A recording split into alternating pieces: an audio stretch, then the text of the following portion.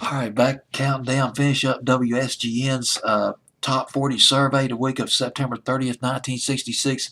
That would be WSGN and Birmingham at number 3. One of the biggest hits of 1966.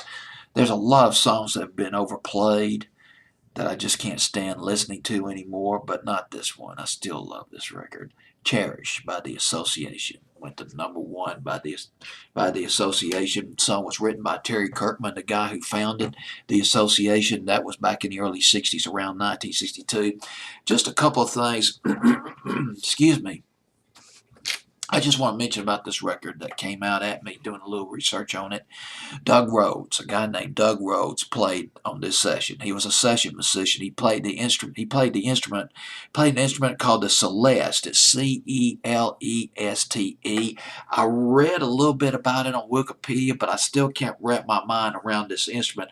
All I'll tell you is it's sort of a keyboard piano-like instrument, but it gave the song it was one of the things that gave the song its original sound. Just flows beautifully, this record. Doug Rhodes, though, interesting character. He started out, his first instrument, I believe, was the saxophone. He started out as a jazz saxophone player. He joined a rock band called the Spads in the mid-60s. He was fired.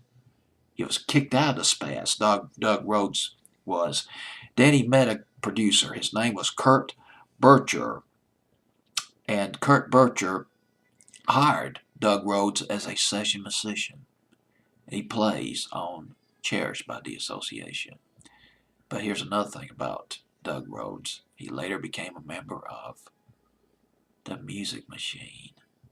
And just months after this song by the Associations went to number 1, Music Machine had a kick-ass rock and roll punk record. Look Out, Sex Pistols.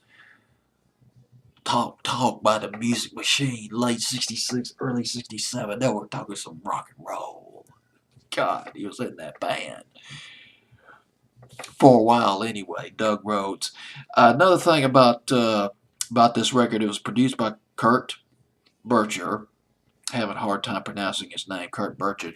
Kurt Bircher, according to urban legend, he sang on this record. Particularly near the end of this record, Hold You.